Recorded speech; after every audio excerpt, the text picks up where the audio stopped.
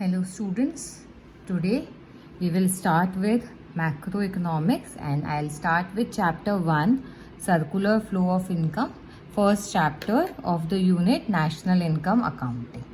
तो ये आपका chapter 1 है किसका, macroeconomics का.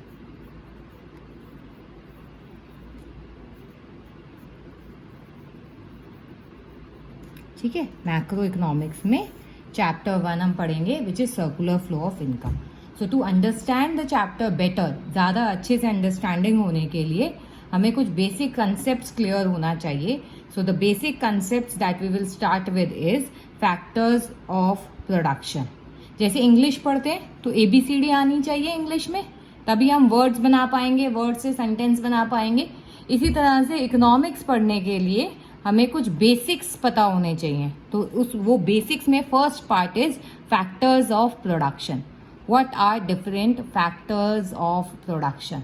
सो फैक्टर्स ऑफ प्रोडक्शन समझने के लिए अगर हमें कोई बिजनेस स्टार्ट करना है, मेरे को कोई बिजनेस का या कोई काम स्टार्ट करना है, तो मुझे क्या चाहिए, what do I need. I will need 4 factors of production. तो कितने फैक्टर्स ऑफ प्रोडक्शन होते हैं, there are 4 factors of production.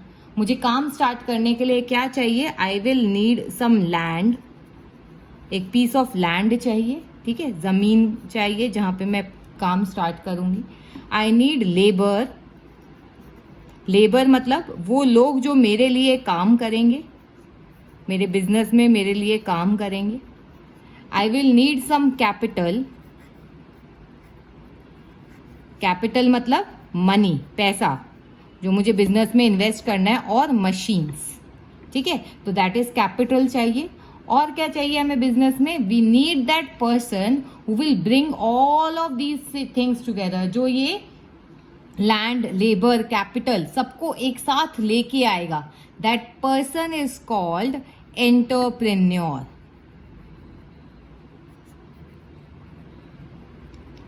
ठीक है, that person is called entrepreneur. जो लैंड लेके आएगा, जो लेबर लेके आएगा साथ में, और कैपिटल लेके आएगा, जो इन 3 चीजों को he will combined all of them for the production process to take place. तो there are 4 factors of production, land, labour, capital and entrepreneur. तो जब भी मैं बिजनेस स्टार्ट करूंगी या कोई भी इकोनॉमिक एक्टिविटी स्टार्ट करूंगी, I will need these 4 things, land, labour, capital and entrepreneur. And these are called factors of production. So there are basically 4 factors of production. 4 factors of production होते हैं, land, labour, capital and entrepreneur. Now these factors of production if I am using, they will not come for free. Land free में नहीं आएगी, labour free में काम नहीं करेगी, right. So they will be made some payments, उसको बोलते हैं factor payments. The payments that are made to factors of production are called factor payments. तो लैंड को क्या देना पड़ेगा, land will be paid rent. Land को हम देंगे रेंट. लेबर को क्या देंगे, लेबर को हम देंगे वेजेस. कैपिटल को क्या देंगे, अगर मान लो हमने लोन लिया, पैसा चाहिए बिजनेस चलाने के लिए, लोन लिया बैंक से. लोन भी फ्री में नहीं देगी ना बैंक. लोन के लिए हमें क्या देना पड़ेगा बैंक को, लोन के लिए हमें देना पड़ेगा interest.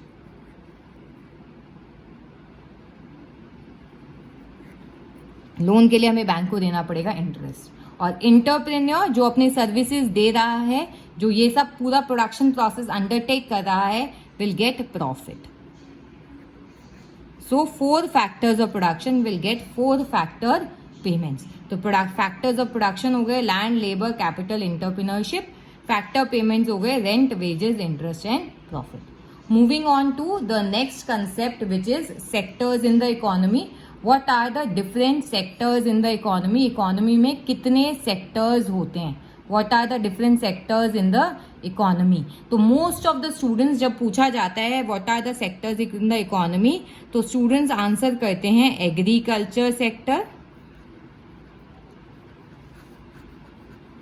Agriculture sector, industry sector,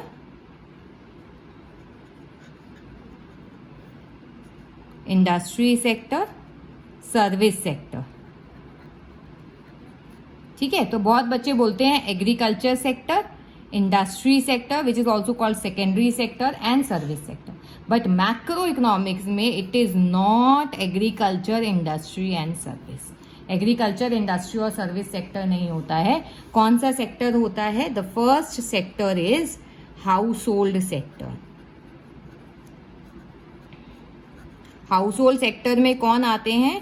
house hold sector में आते हैं आपके और मेरे जैसे लोग, जो क्या करते हैं? जो कंजम्पशन करते हैं। हाउस होल्ड सेक्टर क्या करता है? कंजम्पशन करता है, गुड्स एंड सर्विसेज खरीदता है।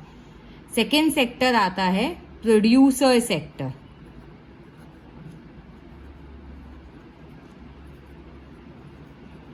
ऑल्सो कॉल्ड, बहुत सारे लोग प्रोड्यूसर सेक्टर को या बहुत सारी बुक्स प्रोड्यूसर सेक्टर को फर्म बोलते हैं। ठीक है, तो प्रोड्यूसर सेक्टर को बहुत सारे लोग क्या बोलते हैं?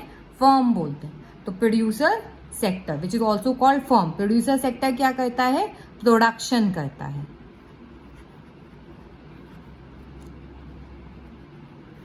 Next is government sector.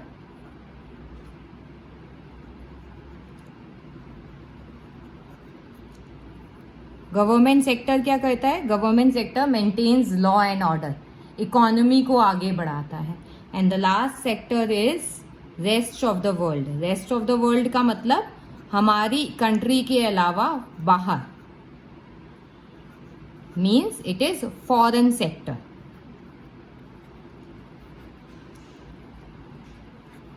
ठीक है, तो रेस्ट ऑफ द वर्ल्ड क्या है? Rest of the world is foreign sector, means हमारी कंट्री के अलावा जितने भी सेक्टर्स होते हैं, that is rest of the world sector.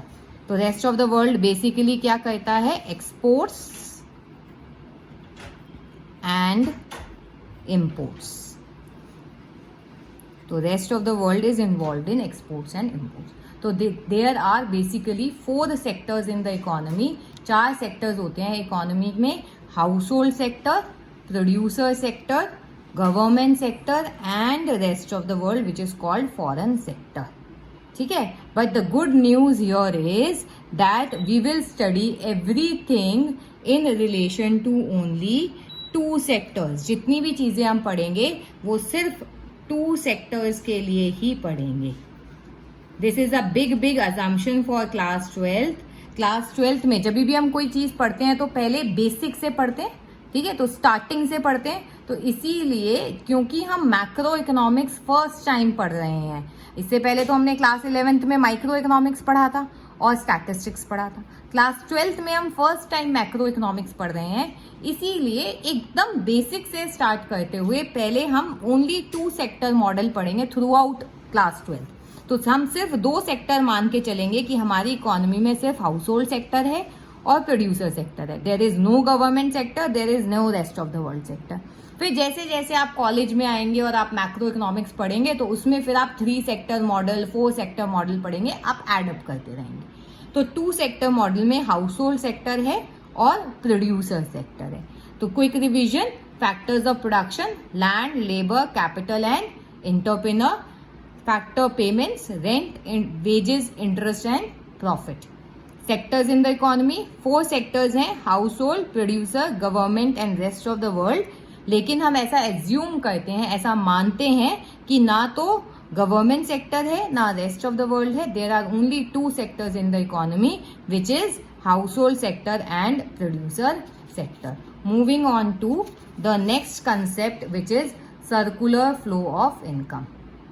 Moving on to the next concept which is circular flow of income. Circular flow of income का क्या मतलब है? हमारी इकोनॉमी में जितनी भी चीजें हैं वो सर्कुलर मोशन में फ्लो होती हैं। Now what do we mean by flowing in circular motion? हमारे जो 4 फैक्टर्स ऑफ प्रोडक्शन है, land, labour, capital, capital is generally denoted by K and not C, and entrepreneur. तो all these 4 factors of production किसके पास होते हैं? ये 4 factors of production producer के पास नहीं होते हैं, ये हाउस होल्ड के पास होते हैं। So these all factors of production are with household sector. मतलब लैंड भी हमारी है, लेबर भी हम लोग हैं, कैपिटल पैसा भी हमारा है और एंटरप्रेन्योर भी हम ही लोगों में से है। तो household sector is the owner of factors of production. तो ये factors of production house hold sector देता है प्रोड्यूसर सेक्टर को कि लो तुम प्रोड्यूस करो। तो प्रोड्यूसर सेक्टर सबसे पहले प्रोडक्शन करता है, he produces goods and services, so there comes production phase. When he produce goods and services, जब वो goods and services बनाता है, he is hiring labor, he is hiring land, he is hiring capital, he is hiring his own service as entrepreneur। तो production phase के दौरान जब वो goods and services produce कर रहा है तो उसको प्रोड्यूस करने के लिए उसने लैंड यूज किया, उसने लेबर यूज किया, उसने कैपिटल यूज किया, उसने एंटरप्रेन्योर यूज किया। मतलब लैंड को उसने रेंट दिया, लेबर को वेजेस दिया, कैपिटल को इंटरेस्ट दिया और एंटरप्रेन्योर अपना प्रॉफिट ले गया। तो वो क्या कर रहा है, इनकम जनरेट कर रहा है। तो production phase is also called generation of income. Production phase is also called generation of income. ठीक है, प्रोडक्शन करने के बाद once the goods and services are produce, ये इनकम किसके पास चली जाती है, हाउस होल्ड के पास चली जाती है। तो income phase means income is distributed to the factors of production. जो भी गुड्स एंड सर्विसेज बनी उससे जितनी भी इनकम जनरेट हुई प्रोड्यूसर ने वो सारी इनकम जो है लैंड को, लेबर को, कैपिटल को और एंटरप्रेन्योर को दे दी। तो it is also called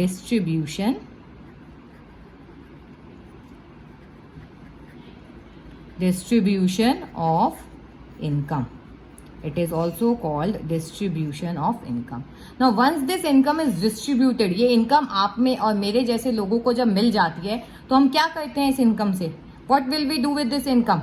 We will spend this income, है ना, हम इसको खर्च कर देंगे अपनी wants के लिए, स्कूल फीस भर देंगे बच्चों का, खाने पीने का सामान ले आएंगे। तो we will spend this income and this income goes into its third phase which is called expenditure phase. Expenditure phase, also called disposition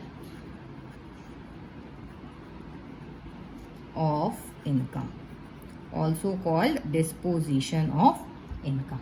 So the income is spent and reaches dispose करना मतलब खर्च कर देना। और जब हम खर्च करेंगे तो ये इनकम वापस किस पे खर्च करेंगे, गुड्स एंड सर्विसेज पे। तो ये इनकम वापस प्रोड्यूसर के पास पहुंच जाएगी। फिर producer goods and services produce करेगा, फिर land, labour, capital, entrepreneur hire करेगा, फिर इनकम डिस्ट्रीब्यूट करेगा, फिर ये इनकम हम खर्च करेंगे। तो ये जो है एक साइकिल की फॉर्म में घूमती रहेगी इनकम। तो मान लीजिए प्रोड्यूसर ने 1000 रुपीज की गुड्स एंड सर्विसेज बनाई, वही 1000 रुपीज की उसने इनकम जनरेट की, उतनी ही इनकम हमने स्पेंड कर दी, ठीक है, और वो एक्सपेंडिचर वापस प्रोड्यूसर के पास पहुंच गया। तो कुछ बच्चे बोलते हैं कि मैम ऐसा तो नहीं होता है, हम सारी इनकम तो स्पेंड नहीं करते हैं। अगर 1000 रुपीज की इनकम बनी तो बहुत सारे लोग सेविंग्स भी कर लेते हैं, है ना। 1000 रुपीज की इनकम तो नहीं स्पेंड करेंगे ना। मान लो 800 रुपीज भी स्पेंड किया तो कुछ तो सेव करेंगे। तो यहाँ तो 1000 रुपीज था, यहाँ 800 रुपीज ही पहुंचा एक्सपेंडिचर में, तो फिर 800 ही प्रोड्यूसर के पास पहुंचेगा। तो दैट मीन्स यहाँ तो लीक हो गया, ये सर्कुलर फ्लो से पैसा जो है लीक हो गया। मैंने आपको पहले बताया कि सर्कुलर मोशन में घूमता रहता है। 1000 रुपीज की प्रोडक्शन हुई, 1000 की इनकम जनरेट हुई, 1000 एक्सपेंडिचर हुआ, फिर 1000 की प्रोडक्शन हुई। लेकिन there is a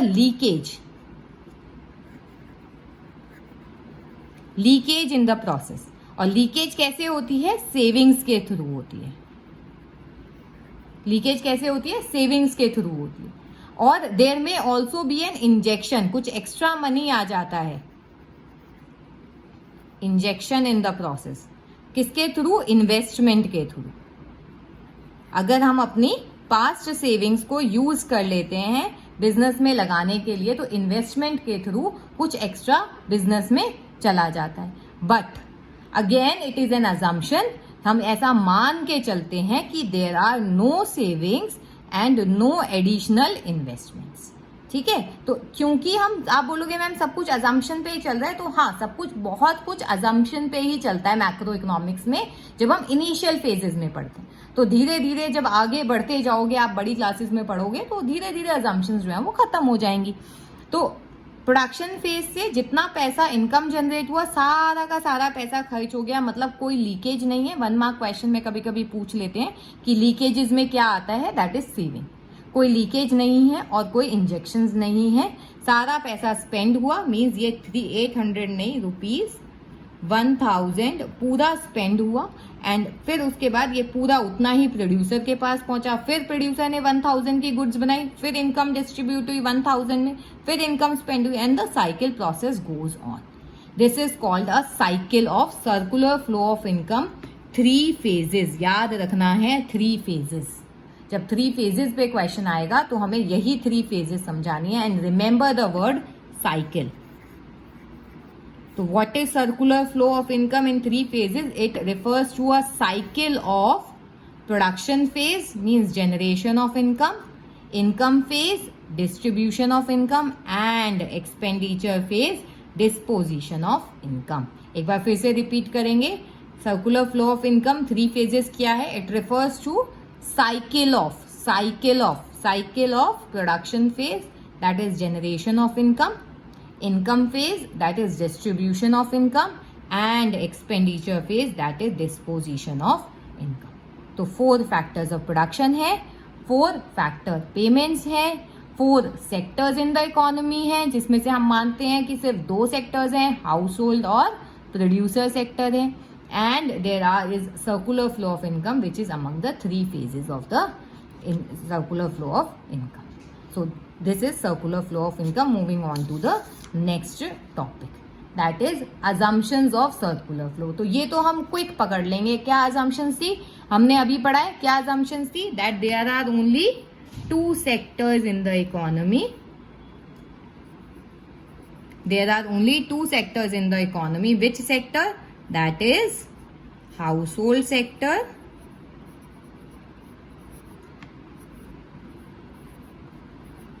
and producer sector. Household sector and producer sector. The second assumption says that there is no government sector. हमने एज्यूम किया था ना कि सिर्फ 2 सेक्टर है, तो उसी से सेकंड अजम्पशन बना ली। क्या सेकंड अजम्पशन है? That there is no government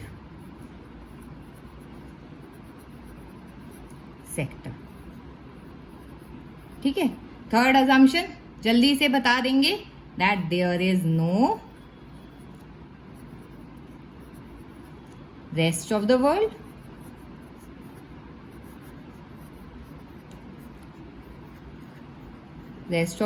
sector, right? And the last assumption is जो अभी बताया है। कितने बच्चे बता पाएंगे? there is no savings.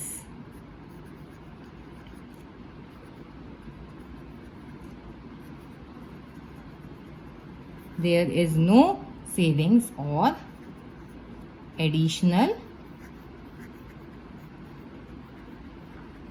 investment.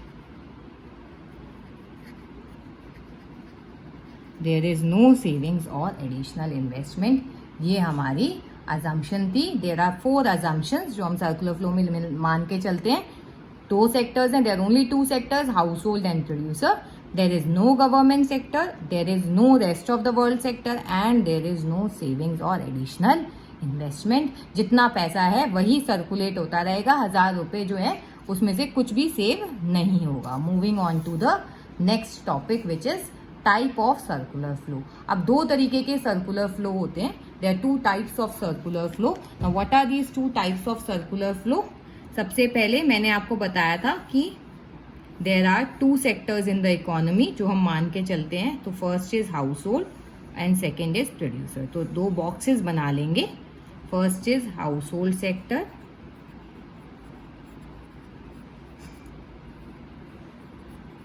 and second is producer sector. कहीं कहीं इसको फर्म भी लिखा गया है किसी किसी बुक में, तो कंफ्यूज नहीं होना है। हाउसहोल्ड और प्रोड्यूसर सेक्टर मतलब प्रोड्यूसर मतलब फर्म। तो ये पूरी कहानी जो है ये कैसे स्टार्ट होती है कि जितने भी फैक्टर्स ऑफ प्रोडक्शन है वो किसके पास है? हाउस होल्ड के पास है, लैंड हाउस होल्ड के पास है, लेबर हाउस होल्ड के पास है, कैपिटल हाउस होल्ड के पास। तो लैंड, लेबर, कैपिटल और एंटरप्रेन्योर हाउस होल्ड देता है प्रोड्यूसर सेक्टर को, राइट? तो हाउस होल्ड प्रोड्यूसर सेक्टर को क्या देता है? Factors of production, right, in the form of land, labor, capital and entrepreneur के फॉर्म में हाउस होल्ड देता है प्रोड्यूसर सेक्टर को। और then producer sector give what to household sector? Producer sector gives goods and services. ये सारे factors of production use करके producer sector क्या देता है? प्रोड्यूसर सेक्टर देता है goods and services. So producer sector makes goods and services and give it to the household sector. ठीक है, तो क्योंकि हाउस होल्ड सेक्टर ने प्रोड्यूसर सेक्टर को दिया फैक्टर्स ऑफ प्रोडक्शन और प्रोड्यूसर सेक्टर ने हाउस होल्ड सेक्टर को दिया गुड्स एंड सर्विसेज, तो कहीं भी मनी नहीं जा रहा है, तो इसको बोलते हैं हम real flow. This is called real flow, also called physical flow. This is also called physical flow, real flow या फिजिकल फ्लो भी बोलते हैं। तो हाउस होल्ड सेक्टर ने प्रोड्यूसर सेक्टर को दिया factors of production, producer sector ने house hold sector को दिया goods and services. This is also called real flow और फिजिकल फ्लो। ठीक है, तो इसको जब हम लिखेंगे तो हम लिखेंगे it is the flow in which household sector give factors of production to producer sector and producer sector give goods and services to household sector. It is called real flow, also called physical flow. There is only flow of goods and services. सिर्फ क्या हो रहा है? exchange of goods and services. ठीक है, अच्छा, circular flow में दूसरा जो सेकेंड जो फ्लो होता है वो वापस से इन्हीं सेक्टर्स के बीच में होगा। So it is household sector and the second one is producer sector. ठीक है, तो क्योंकि हाउस होल्ड सेक्टर ने दिए थे फैक्टर्स ऑफ प्रोडक्शन, तो producer sector house hold sector को क्या देगा इन रिटर्न में? फ्री में तो देगा नहीं house hold sector factors of production, है ना? तो प्रोड्यूसर सेक्टर उसको रिटर्न में देगा फैक्टर पेमेंट्स, फैक्टर पेमेंट्स। ठीक है, factor payments in the form of rent, wages, interest. ये लिखना होता है एग्जाम में, इंटरेस्ट एंड प्रॉफिट, राइट? तो इसने प्रोड्यूसर सेक्टर ने हाउस होल्ड को दिया फैक्टर पेमेंट। अब हाउस होल्ड के पास आ गया पैसा, तो what will house hold sector do? House hold sector will spend this money. क्योंकि यहाँ गुड्स एंड सर्विसेज मिली थी हाउस होल्ड सेक्टर को, गुड्स एंड सर्विसेज मिली थी ना, तो अब ये goods and services house hold sector use करेगा किसके लिए? ये goods and services house hold sector use करेगा for house hold sector will make payment against this goods and services and it is called consumption expenditure.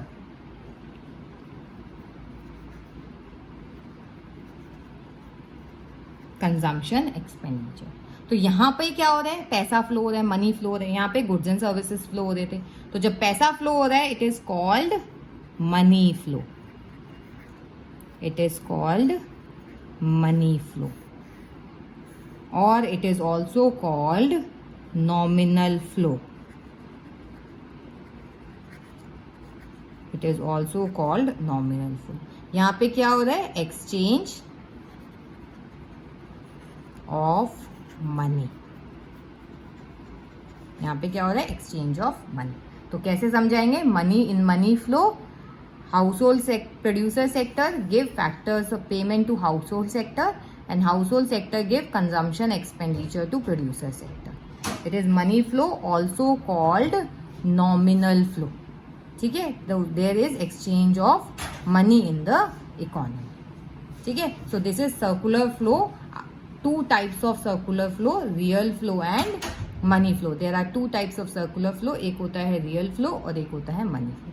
Real flow को physical flow भी बोलते हैं, money flow को nominal flow बोलते हैं. यहाँ पे गुड्स एंड सर्विसेज एक्सचेंज हो रही हैं, यहाँ पे मनी एक्सचेंज हो रहा है. And that is how you can make the difference between the two types of flow, real flow और मनी फ्लो. दोनों के बीच में आप कैसे डिफ्रेंशिएट करेंगे, दोनों के बीच में आप फ्लो समझाएंगे.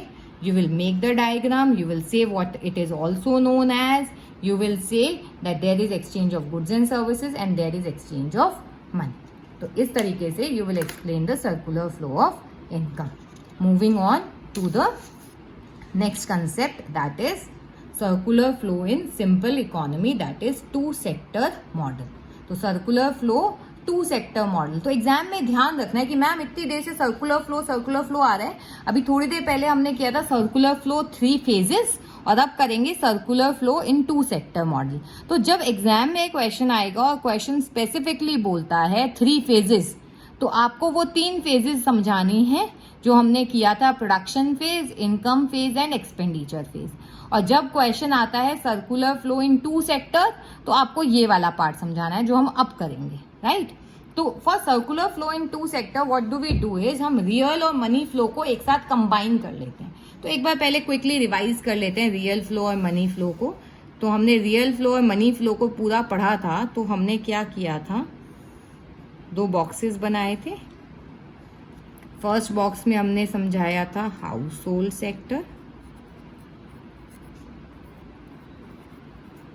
और सेकेंड बॉक्स में समझाया था प्रोड्यूसर सेक्टर.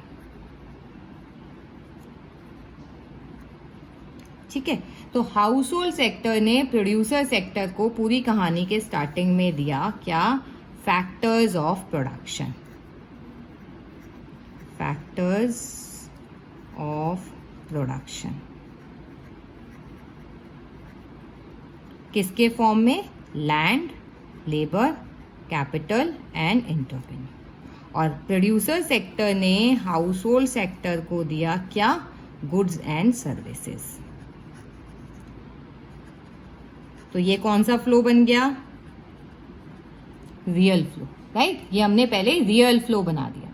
अब इसी डायग्राम में मनी फ्लो बनाएंगे. तो क्योंकि इन्होंने फैक्टर्स ऑफ प्रोडक्शन दिया था, तो रिटर्न में क्या मिला, रिटर्न में मिला फैक्टर पेमेंट्स.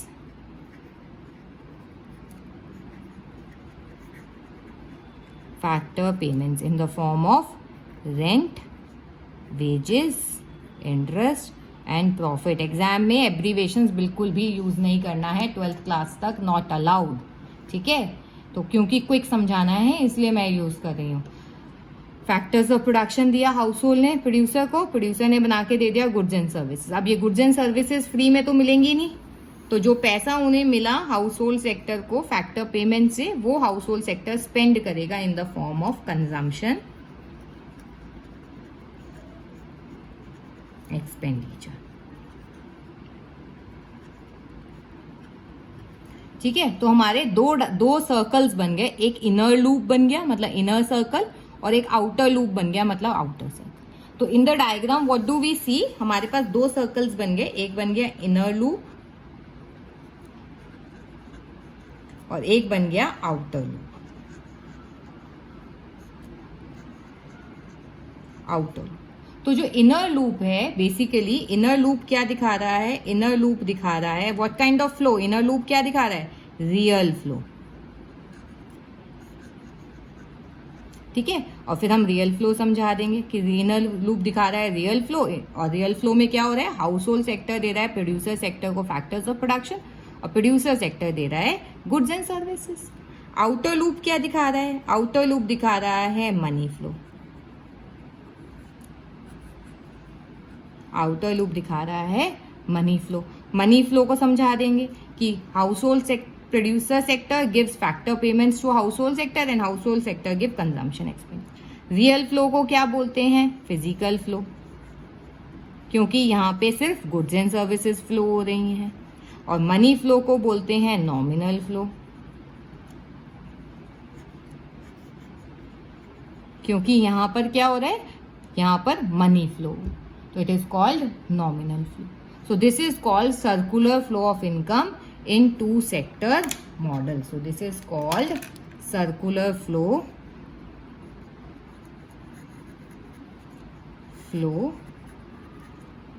of income. और हमने सिर्फ किसके लिए पढ़ा है, 2 सेक्टर्स के लिए पढ़ा है.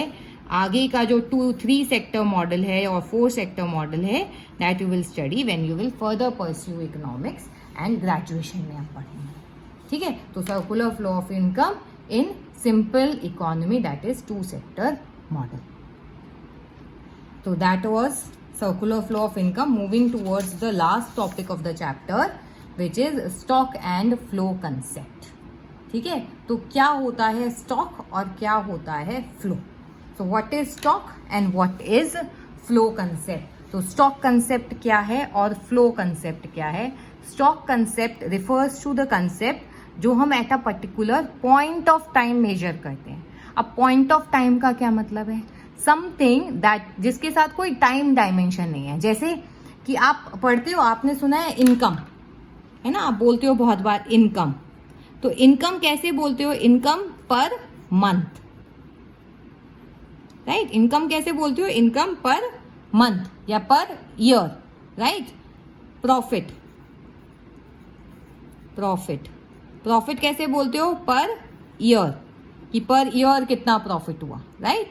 तो किसी भी चीज जिसके साथ आप टाइम डायमेंशन जोड़ दोगे, something that is measured over a period of time, वो चीज जो हमने over a period of time measure करनी है, जिसके साथ टाइम आ जाएगा, स्पीड, किलोमीटर पर आवर, जिस भी चीज के साथ टाइम आ जाएगा उसको हम बोलते हैं फ्लो कंसेप्ट्स. तो जितने भी वेरिएबल्स हैं इकोनॉमिक्स में, कंजम्पशन, इन्वेस्टमेंट, प्रॉफिट, ठीक है, आउटपुट, प्रोडक्शन, कॉस्ट, सबके साथ में या तो वो फ्लो वेरिएबल्स हैं या वो स्टॉक वेरिएबल्स हैं.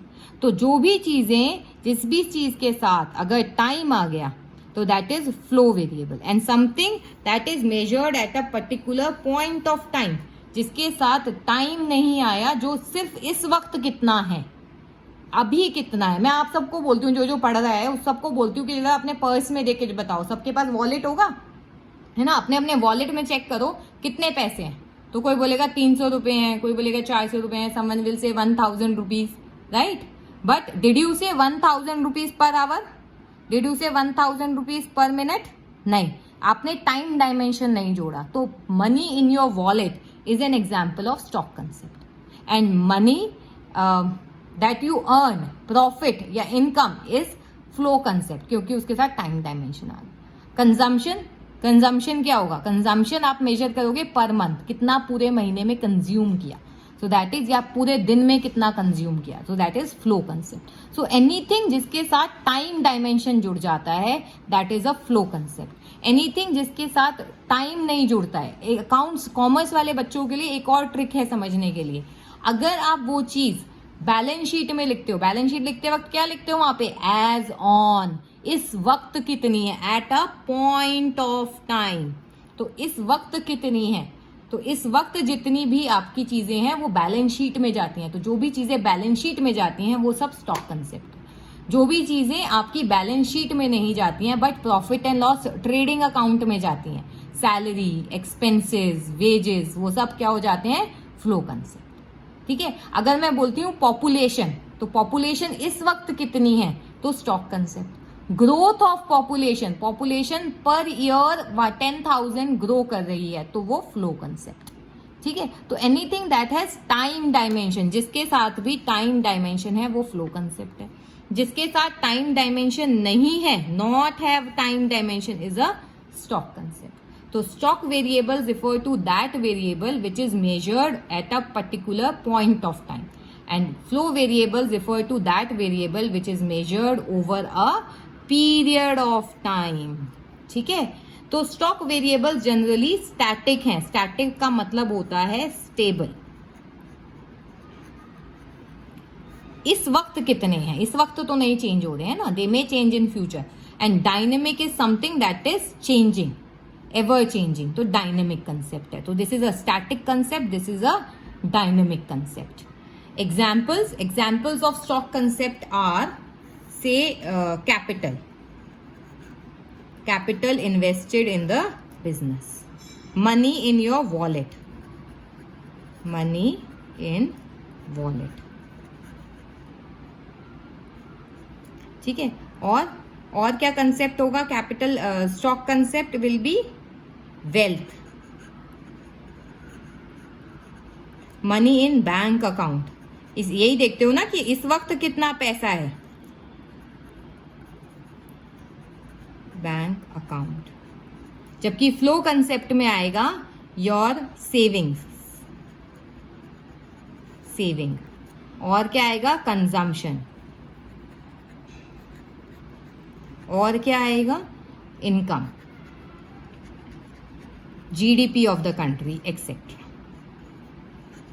एक और बहुत कॉमन लाइफ एग्जाम्पल है. अगर पानी एक टैंक में है, water in a tank is a stock concept.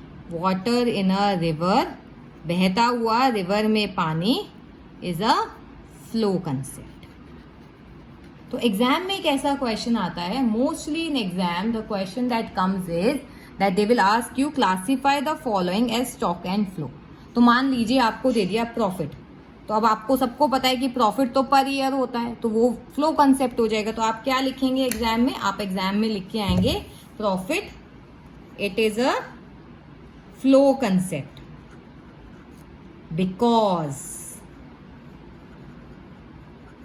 Because क्यों है flow concept?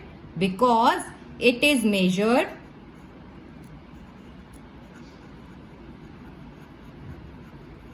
over a period